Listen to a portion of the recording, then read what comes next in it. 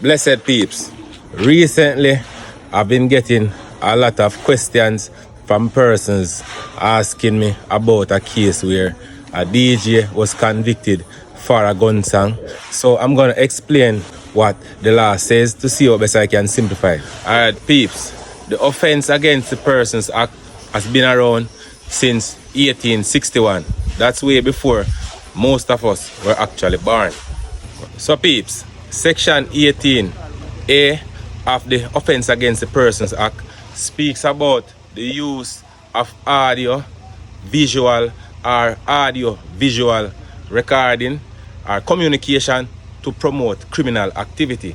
Meaning that you're talking about certain type of music or certain type of recording and certain type of movie also. The law says a person shall not record, promote, sell, buy, import, produce, or even perform in public, circulate, or play recording of an audio, visual, or audio-visual communication which promotes the killing or act of violence or serious injury against another person or against a particular group of people, or seek to promote, facilitate, or encourage the activities of criminal organization.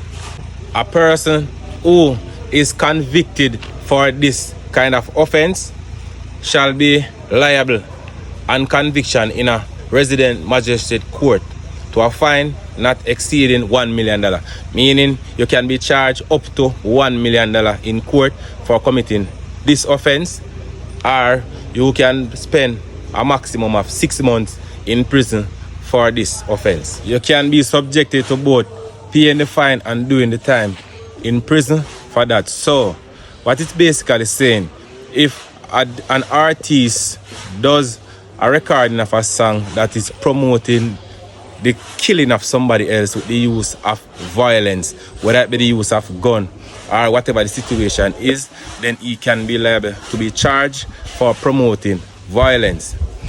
I don't think it's necessarily saying a person cannot sing about gun, but it has to do with the context in which the person put the gun lyrics. If the context is in a way where the person is actually telling a story or singing about a particular situation or singing about circumstances, then it's different.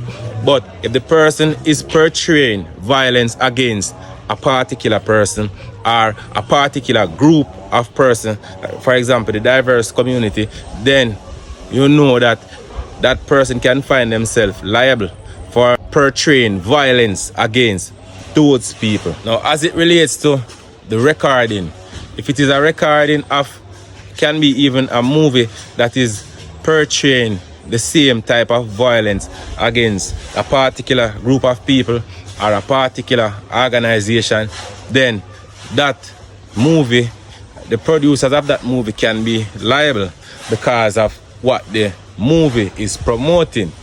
If the movie is just talking about a situation or it's just giving a story, like a life story, and it's not pointed or directed at any one or any group in particular, then I think it is different. That is my interpretation of how the law is set. So it's not that a person cannot sing a gun song or sing about an experience. It is a context in which the lyrics is used to push violence against others. A lot of artists do songs that are speaking about things that they have seen when they are growing up throughout their life. So once you are singing your music and you are conscious of what the law is saying, because this law has been around for so long, then you will understand how to structure your music. I want to know when this will come to an end. Oh, tell me when. The only philosophy that is really true is Haile Selassie one. Because up till now, him don't make a gun and tell a next man go fight for the next man. So, I mean, who don't agree with that must be the devils. Reggae get all the fight, all the punishment, where any music. I don't see which music get the type of fight. that the reggae music get.